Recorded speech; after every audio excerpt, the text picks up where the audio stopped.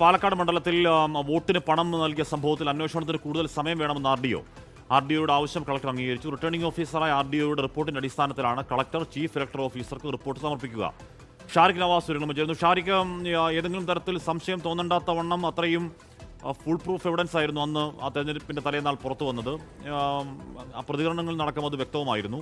പിന്നെ എന്തുകൊണ്ടാണ് കൂടുതൽ സമയം അന്വേഷണത്തിന് വേണം എന്നൊരാവശ്യം ആർ ഡി ഒ ഉന്നയിക്കുന്നത്?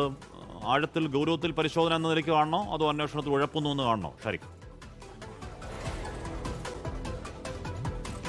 അഷ്മി, ആഴത്തിൽ പരിശോധിക്കാൻ വേണ്ടി തന്നെയാണ് പാലക്കാട് നിയോജക മണ്ഡലത്തിലെ വരണാധികാരി കൂടിയായ ആർ ഡി ഒ കൂടുതൽ സമയം വേണമെന്ന് ജില്ലാ കലക്ടറോട് ആവശ്യപ്പെട്ടിരിക്കുന്നത്.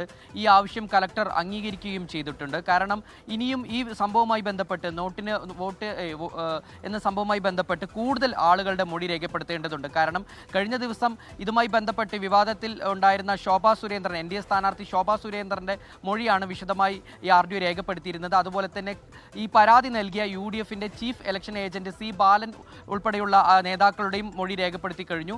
ഇനിയിപ്പോൾ ഈ സംഭവവുമായി ബന്ധപ്പെട്ട്, അതായത് ഈ പണം വാങ്ങിയ പാലക്കാട് കണ്ണാടി തരുവക്കുറിശിയിലെ വയോധികയായ ദേവുവിൻ്റെ മൊഴി കൂടെ രേഖപ്പെടുത്തണം. അദ്ദേഹത്തിൻ്റെ മകൻ്റെ മൊഴി രേഖപ്പെടുത്തണം. മാത്രമല്ല ഇതുമായി ബന്ധപ്പെട്ട് ദൃശ്യങ്ങൾ പരിശോധിക്കണം. പോലീസുമായി ഈ ആർ ഡി ഒ ഈ വിഷയങ്ങൾ അന്വേഷിക്കുന്ന പോലീസുമായി സംസാരിക്കണം. അത്തരത്തിൽ കൂടുതൽ ആഴത്തിൽ പരിശോധിക്കാനും ആഴത്തിൽ ഈ വിഷയവുമായി ബന്ധപ്പെട്ട് അന്വേഷണം നടത്താൻ തന്നെയാണ് വരണാധികാരിയായ ആർ ഡി ഒയുടെ തീരുമാനം. അതിനുവേണ്ടിയാണ് ഇത്തരത്തിൽ കൂടുതൽ സമയം ആവശ്യപ്പെട്ടിരിക്കുന്നത്. കലക്ടർ ഇത് അംഗീകരിക്കുകയും ചെയ്തിട്ടുണ്ട്. കാരണം ഇത് വലിയൊരു വിവാദമായ സംഭവമാണ്.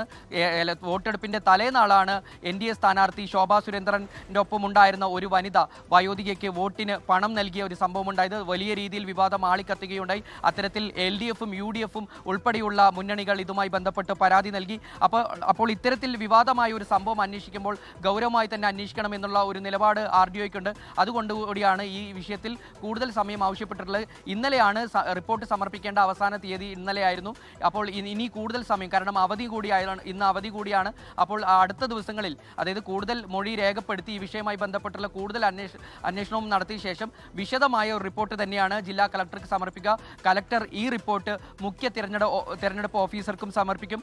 അതിനുശേഷമായിരിക്കും ഈ വിഷയവുമായി ബന്ധപ്പെട്ട് ഒരു അന്തിമ നടപടി ഉണ്ടാവുക. ഹാഷ്മി.